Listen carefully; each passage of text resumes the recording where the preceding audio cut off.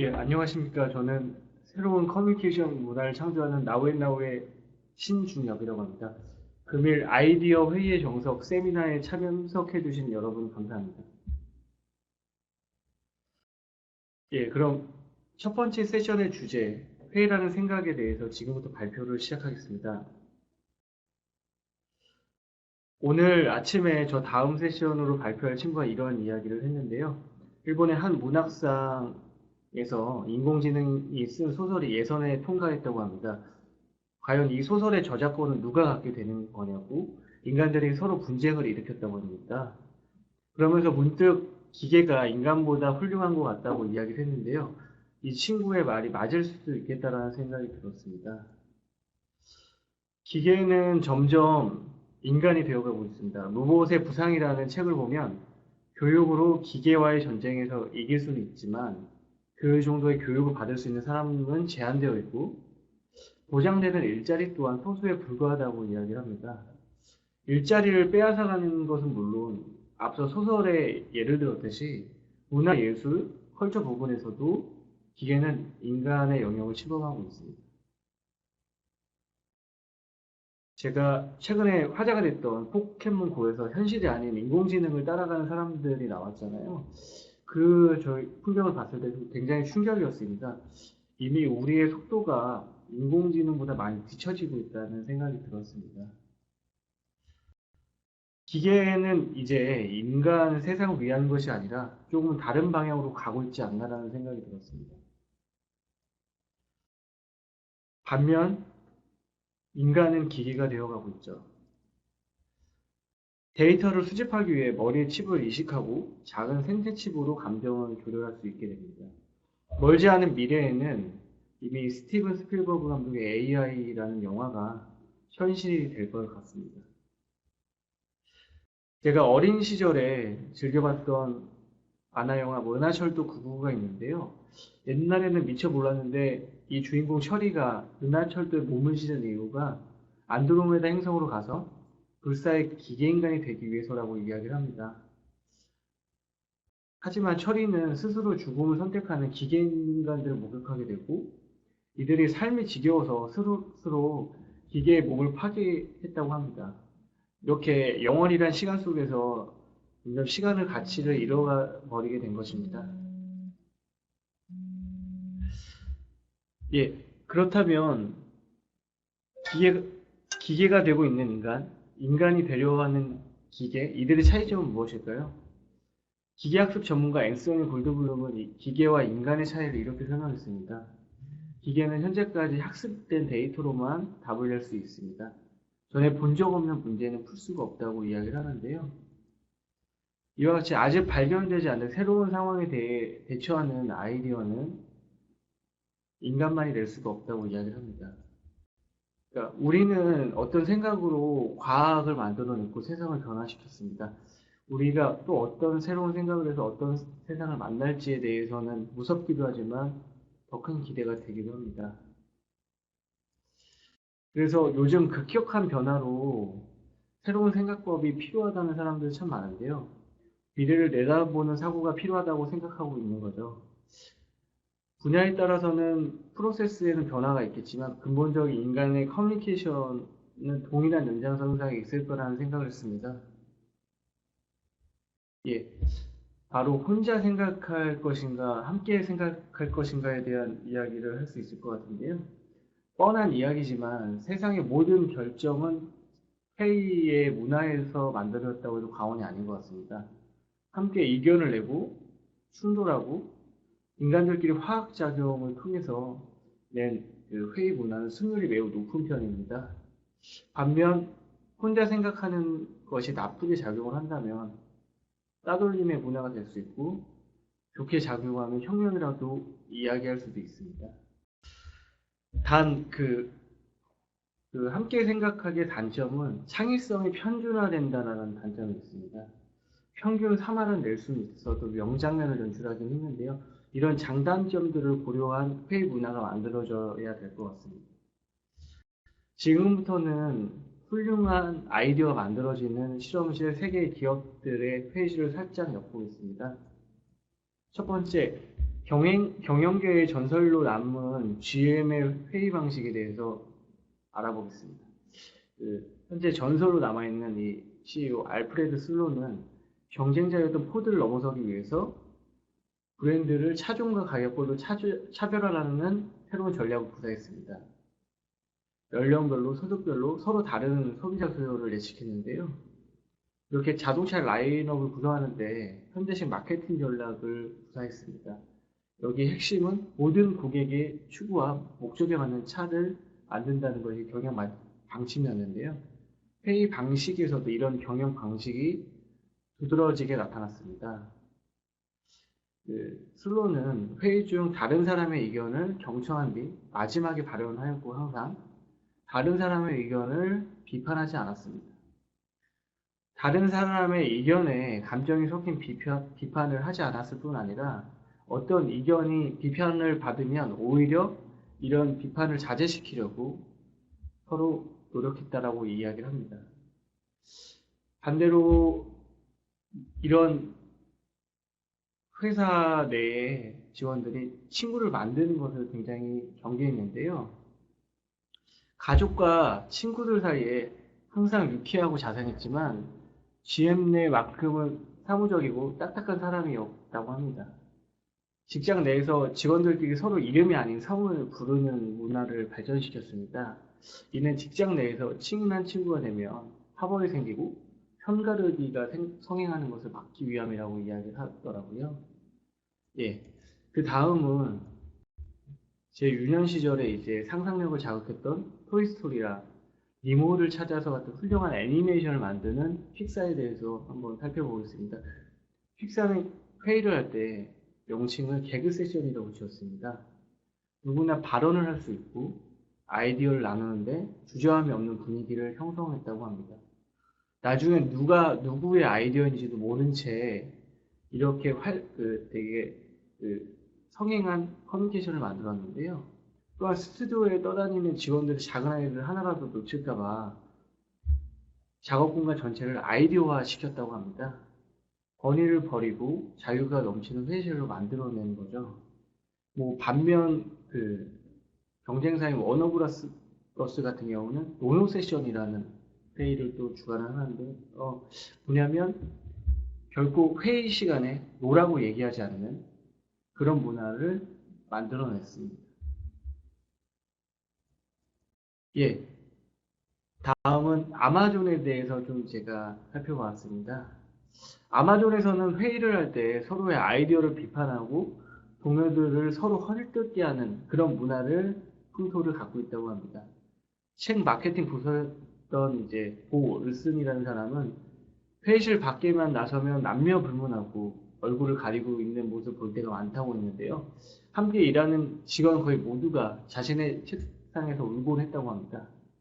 이 아마존의 사장 제프 베조스 같은 경우도 모두가 합의에 이르거나 합의를 얻을 수 있는 등의 원만한 회의를 진행하지 않으려고 했다고 합니다.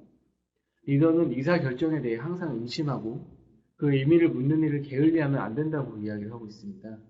비록 그것이 팀 분위기를 흐리거나 소모시켜도 중요한 요소라고 언급했습니다. 그러나 의사결정은 완전히 동의해야 한다고 밝혔습니다. 참고로 그는 파워포인트 발표를 비추천하고 있습니다. 탑 페이지에서 6페이지짜리 제안서를 메모로 작성해서 질의응답식의 미팅을 진행하는 것을 임직원들에게 추천했다고 알려지고 있습니다. 예, 다음은 많이들 좋아하시는 이제 애플에 대해서 한번 보겠습니다. 아마존과 마찬가지로 애플 같은 경우는 도전하는 것, 도전받는 것에 대해서 준비가 있어야 된다는 문화를 가지고 있습니다. 솔직한 비판으로부터 자신의 아이디어를 방어할 수 있는 그런 리더십이 꼭 필요하다고 이야기를 하고 있습니다. 그냥 고개를 끄덕이거나 자신의 뜻을 굽히는 자세를 혐오합니다. 구글에서는 자주 언급하듯이 모두 동의하는 것에 가장 경계하는 회의 문화를 가지고 있습니다. 아이디어를 뒷받침해주는 명확한 논리가 있다면 싸우는 걸 포기하지 말라고 이야기를 합니다. 사실 회의실에서 아이디어가 결정되기 전까지는 도전하는 자와 도전받는 자로만 구성된다고 생각할 수 있는데요. 논리도 중요하지만 두려워하지 않는 환경을 만들어주는 것이 매우 중요하다고 하려됩니다. 예, 다음 구글입니다.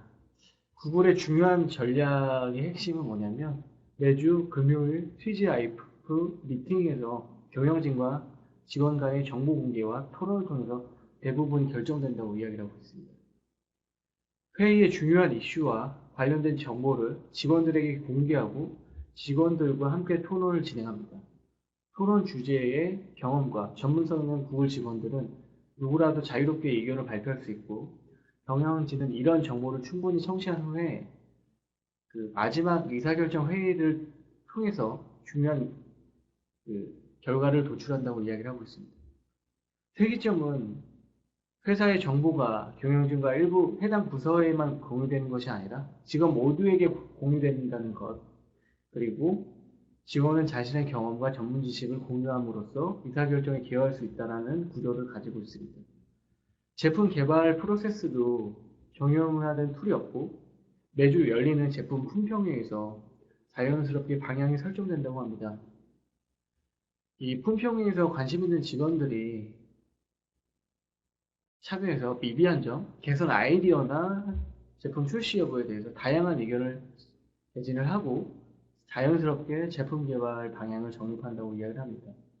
이렇게 특히 구글의 회의 문화에 있어서 가장 핵심이 되는 부분은 프로젝트 기반으로 조직을 운영하는 데가 있습니다.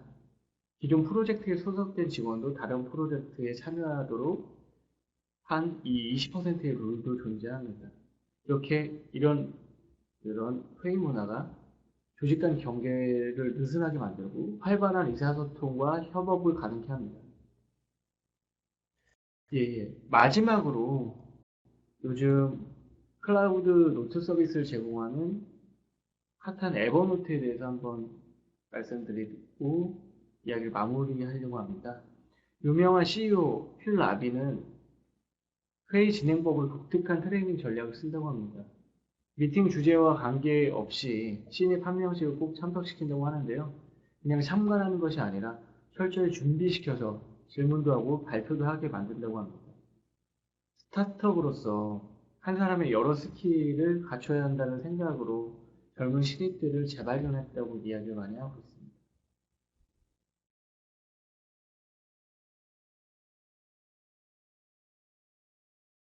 예, 마지막으로 첫 번째 세션을 마치면서 한 가지 이야기를 해드리고 싶습니다. 우리가 회의가 끝나고 결정의 순간을 내릴 때 늘 공통적으로 고민하는 지점이 있습니다.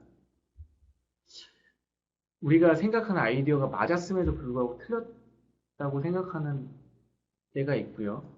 두 번째는 틀렸음에도 불구하고 옳다고 생각되는 아이디어가 있습니다. 이 둘 중에서 저희는 많은 고민을 하게 되는데요. 이 부분에서 우리는 어떻게 결정을 해야 될까 항상 부딪히게 됩니다. 이런 상황에서 보통 우리들은 도대체 왜란 이유를 찾기 마련입니다. 심지어 논리도 맞지 않는 이유를 만들어내는 문박을 가지고 있습니다. 이유를 찾는다는 것이 느낌표라는 마침표를 찍는 것과 같다라는 생각을 했는데요. 어떤 상황에 대한 정의를 내리기 때문에 가능성을 제한한다는 뜻이 되기도 합니다. 많은 훌륭한 연자님도 이런 부분들을 언급을 해주셨는데요. 그래서 제가 좀 제안해드리고 싶은 부분 바로 와십니다. 여러분이 생각해낸 아이디어가 무엇일까라는 물음을 계속 이어나가는 방식으로 회의를 진행하면 어떨까라고 생각을 해봤는데요. 통상적으로 예술가들과 과학자들이 생각하는 방식입니다. 어떤 대상이나 현실을 보고 무엇이다 라고 계속 물음을 던지고 그 물음을 발전시키는 것입니다. 그 과정 속에서 더 많은 이야기가 만들어질 것입니다. 예, 감사합니다. 다음 세션으로 최영민 강사가 진행하는 효율적인 회의 프로세스에 대해서 알아보겠습니다.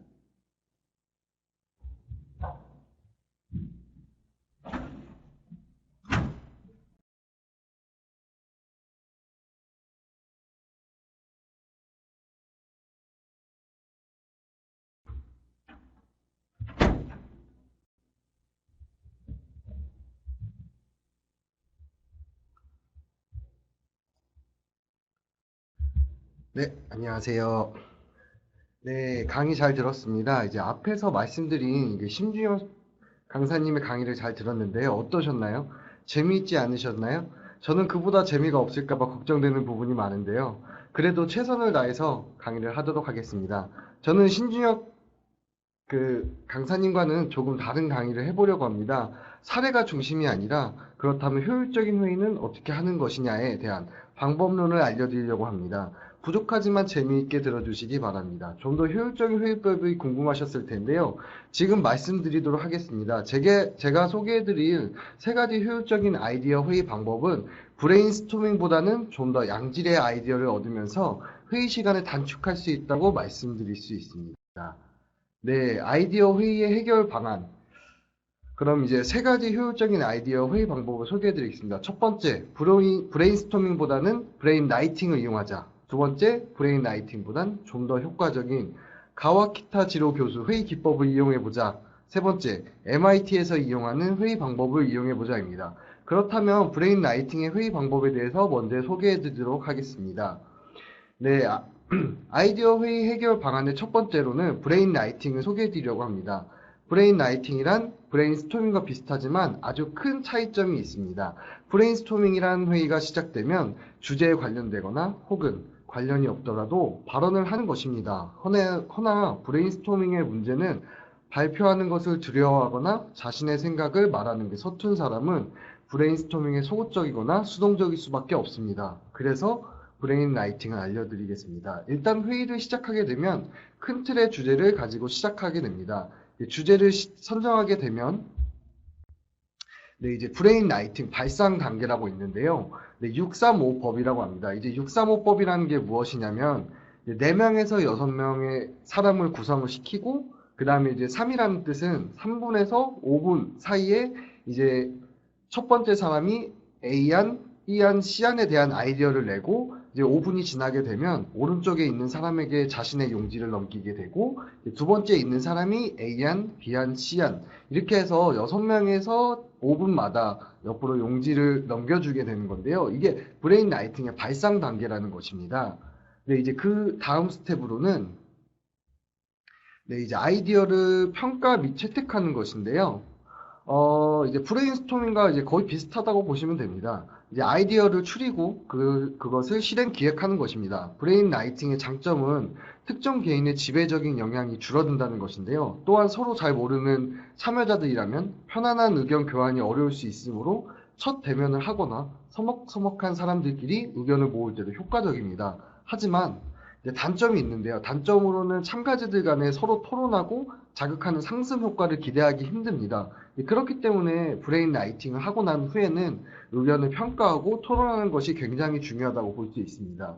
다음으로는 이제 두 번째 효율적인 아이디어 회의법, 가와키타 지로 회의법에 대해서 소개해 드리겠습니다. 이제 이 회의법은 가와키타 지로 교수가 만들게 되어서 이렇게 명명하게 되었는데요. 네. 앞에서 소개해드린 브레인 라이팅보다는 좀 더 양질의 아이디어를 얻을 수 있는 방법입니다. 그럼 한번 알아볼까요? 네, 카와키타 지로 교수의 첫 번째 스텝은 주제를 선정하는 것이라고 할 수 있습니다. 앞에서 봐왔던 모든 아이디어 회의도 그렇지만 첫 번째 스텝은 주제를 선정하는 것입니다. 그만큼 아이디어 회의를 하는 데 있어서 명확한 주제를 가지고 회의를 시작하는 것이 중요하다고 말씀드릴 수 있습니다. 이유는 아이디어 회의의 주제가 이제 명확하지 않게 되면 회의의 결과 또한 유의미하지 않고 양질의 회의 내용을 보장하기 힘들기 때문입니다. 네, 이제 다음 스텝으로는 메모지에 아이디어를 적고 벽에 붙인다. 네, 이것만 보면 잘 모르실 수 있는데, 이제 여기서는 이제 브레인 라이팅과는 조금 다르다고 할 수 있습니다. 이제 자신의 생각을 글로 옮기는 것은 같지만, 이제 메모지에 글을 적고, 이제 그것을 이제 벽의 한 편에다가 이제 다 붙이게 되는 건데요. 네, 이제 안 신기하시다고요? 그래도 제가 이제 그 이유를 설명해 드리도록 하겠습니다. 이제 내용이 비슷한 메모지끼리 그룹화 및 타이틀을 생성하는 건데요. 이제 그 이유는 무엇이냐면, 벽에 이제 메모지를 붙임으로써, 이제 그룹화해서 붙임으로써, 메모지에 적힌 아이디어들이 한눈에 보이게 되고, 그리고 그 아이디어들끼리 비슷한 것끼리 그룹화함으로써, 그 회의에 참석하는 참석자들의 아이디어를 크게 묶을 수 있게 됩니다. 그렇게 되면 회원들의 아이디어를 공유할 수 있게 되는 효과를 가져오게 되고요.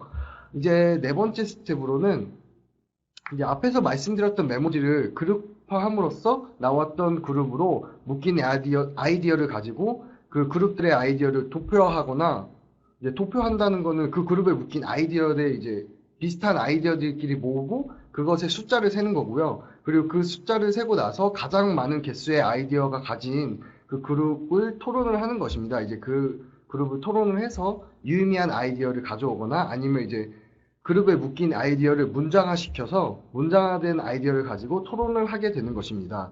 그렇게 되면 수많은 아이디어가 몇 개의 문장으로 추려지게 되고, 그 추려진 문장을 통해서 회의를 하게 되고, 그래서 하나의 문장화된 아이디어 혹은 도표화된 아이디어를 통해 얻은 하나의 아이디어 회의를 통해서 도출하게 되는 것입니다.